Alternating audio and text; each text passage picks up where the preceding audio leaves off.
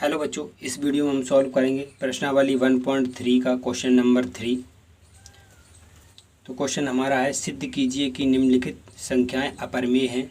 Number first 1/√3, number second 7√5, number third 6+√2। ये तीनों part दिए गए हैं क्वेश्चन नंबर 3 के। इन तीनों को हम इस वीडियो में सॉल्व करेंगे। तो हमारा सबसे पहले फर्स्ट है 1/√2।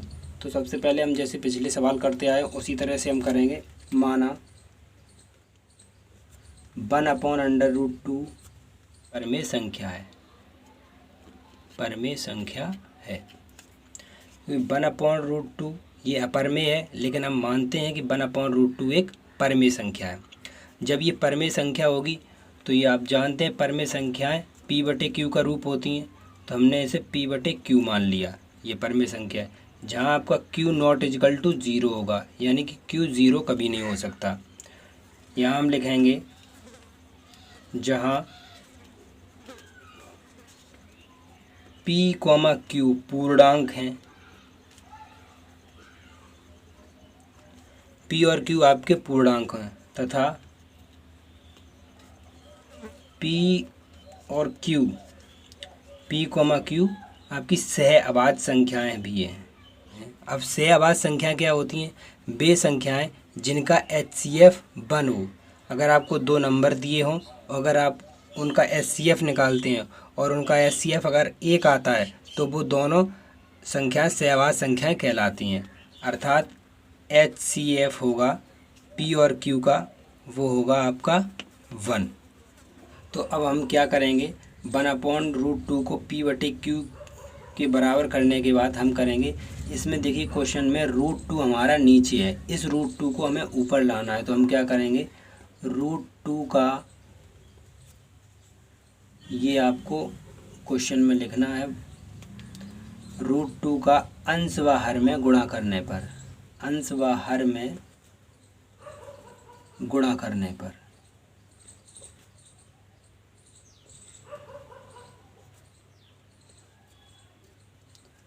तो हम √2 का ऊपर नीचे गुणा कर देते हैं।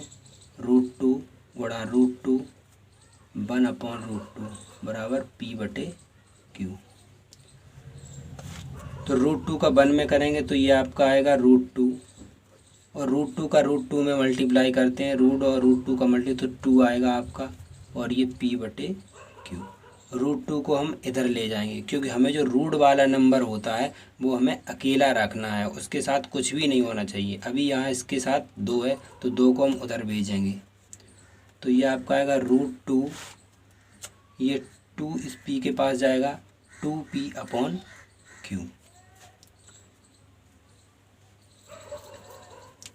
अब देखिए यहाँ पे चूँकि 2, p और q पूर्णांक संख्याएं हैं, पूर्णांक संख्याएं हैं,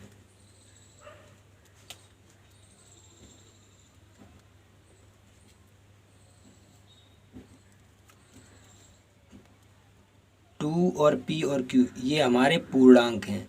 तो पूर्णांक संख्याएं परमेय संख्याएं भी होती हैं, इसलिए 2/p/q एक परमेय संख्या है।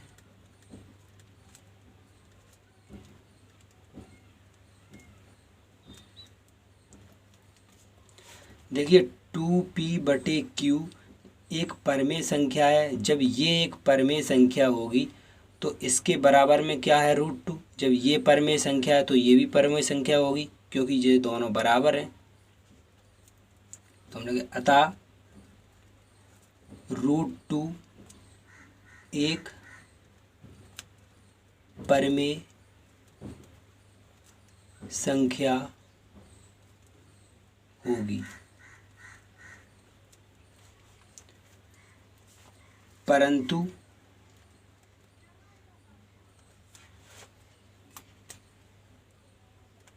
हम जानते हैं कि √2 एक अपरिमेय संख्या है।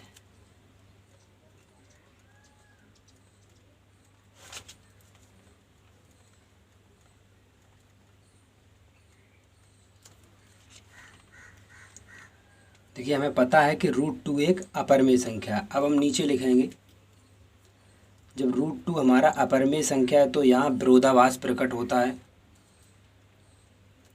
अतः यहाँ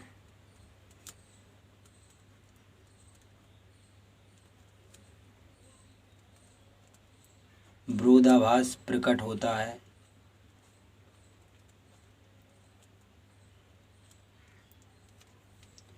अतः 1/√2 एक परिमेय संख्या है। 1/2 एक अपरिमेय संख्या है।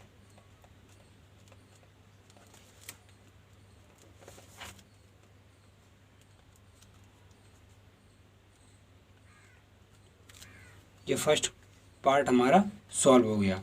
सभी क्वेश्चन में जो आपका जो नीचे की डेफिनेशन है ये सभी क्वेश्चन में सेम होगी, आप इसे अच्छे से समझ लीजिए। हर क्वेश्चन में आपको यही लिखना है। तो आइए अब देखते हैं सेकंड क्वेश्चन। तो सेकंड आपका जो क्वेश्चन है वो है 7√5। ठीक उसी तरह क्वेश्चन होगा, हम मान लेंगे, माना 7√5 एक परिमेय संख्या है।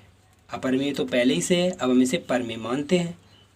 7√5 एक परिमेय संख्या है।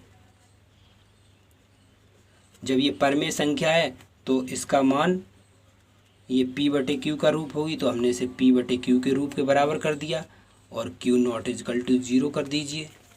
अब वही चीज़ हम फिर लिखेंगे, जहाँ P और Q पूर्णांक हैं। हर क्वेश्चन में हम यही लिखते हैं, P और Q पूर्णांक हैं तथा P व Q सहअभाज्य संख्या हैं। सहअभाज्य संख्या है। जब ये सहअभाज्य संख्याएं हुई तो इनका HCF क्या आएगा? अगर हम इनका HCF निकालेंगे सहअभाज्य संख्याओं का, P और Q अगर सहअभाज्य संख्या है तो इनका HCF आएगा आपका 1। तो आइए अब क्वेश्चन पे आ जाते हैं। क्वेश्चन क्या है? 7√5 बराबर P/Q। हमने इसे परिमेय मान लिया।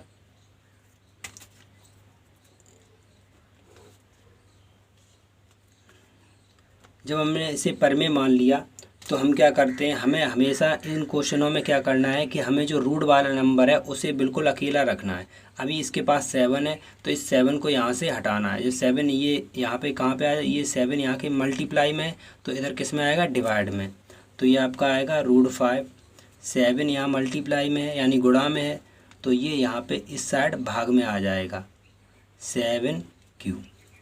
देखिए क्वेश्चन बहुत ही सिंपल था, सॉल्व हो गया। ये P, Q तथा 7 पूर्णांक हैं, ये हमारे पूर्णांक हैं।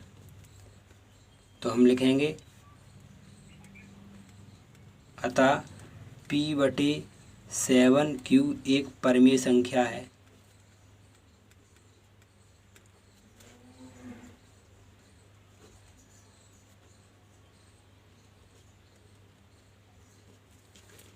जब P/7/Q एक परिमेय संख्या है तो आपका √5 भी परिमेय होगा। तो इसलिए √5 एक परिमेय संख्या होगी।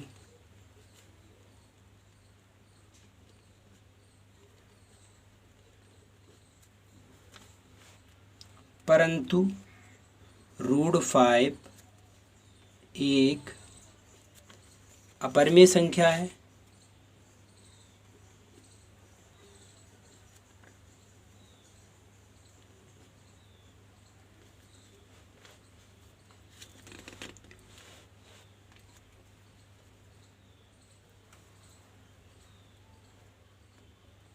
अतः यहाँ विरोधाभास प्रकट होता है।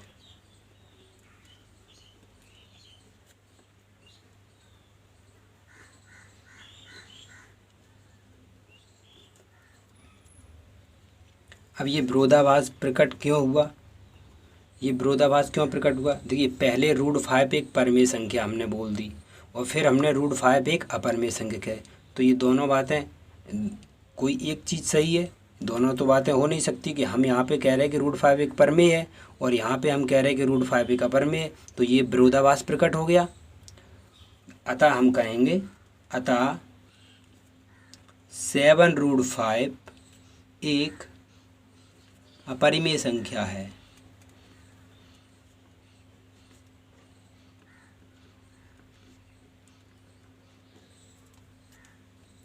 आइए अब देखते हैं थर्ड पार्ट।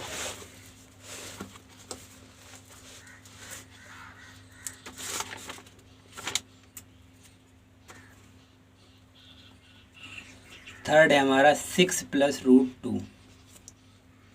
ये भी क्वेश्चन उसी तरह इसकी शुरुआत होगी। ऐसे जितने भी क्वेश्चन हैं सभी की शुरुआत सेम ही है। माना 6 + √2 एक परिमेय संख्या है।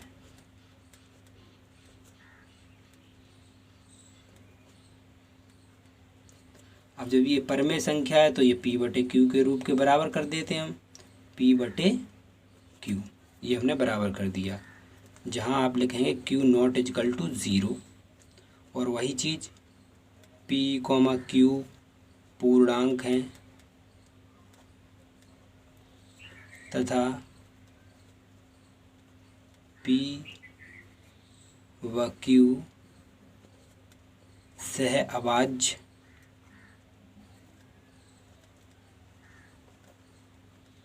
संख्या है। जब ये सहअभाज्य संख्याएं हुई तो इनका HCF कितना आएगा? इनका जो HCF आएगा P और Q का, वो आएगा आपका 1। तो अब हम क्या करेंगे, हमें पता है कि हमें रूट वाला नंबर एक साइड रखना है, तो बाकी इसके साथ जो कुछ है उसे हम उस साइड ले जाते हैं। तो सब इसके पास क्या है, 6 को हम उधर ले जाएंगे। तो √2 6 इधर प्लस में, उधर किस में जाएगा, माइनस में। P/Q -6। अब इसे सॉल्व कर लीजिए, Q का उधर मल्टीप्लाई करिए तो P ये हो गया आपका 6Q/Q। तो हम लिखेंगे P, चूँकि P, Q तथा 6 पूर्णांक हैं,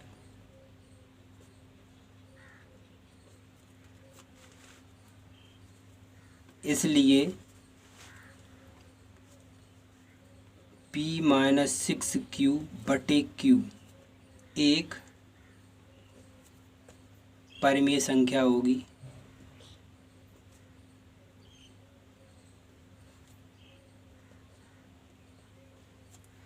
जब ये परिमेय संख्या है तो परिमेय संख्या के बराबर में √2 है। जब ये परिमेय है तो ये भी परिमेय होगी।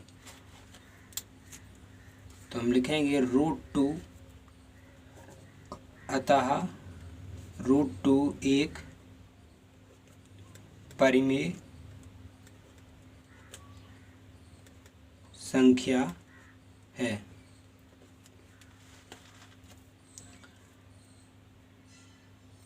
ये हमारी परिमेय संख्या है, परंतु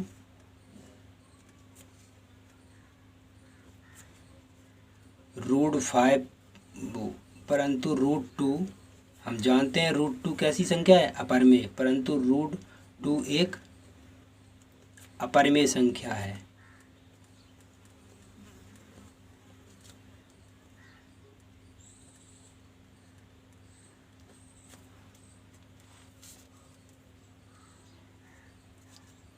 अतः यहाँ विरोधाभास प्रकट होता है। अतः यहाँ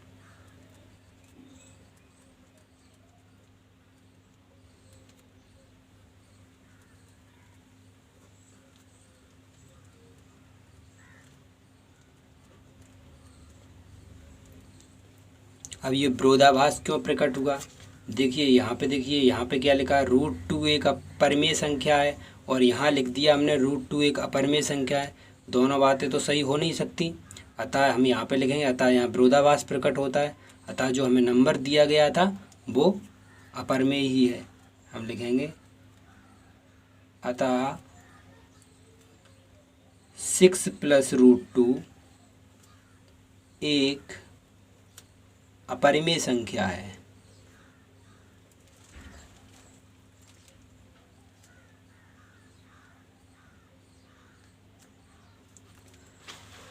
अतः 6 + √2 एक अपरिमेय संख्या है। तो क्वेश्चन नंबर 3 हमारा सॉल्व होता है। वीडियो को शेयर कीजिए, लाइक कीजिए, और अगर चैनल पे आप नए हैं तो चैनल को सब्सक्राइब कीजिए। मिलते हैं नेक्स्ट वीडियो में नई एक्सरसाइज के साथ।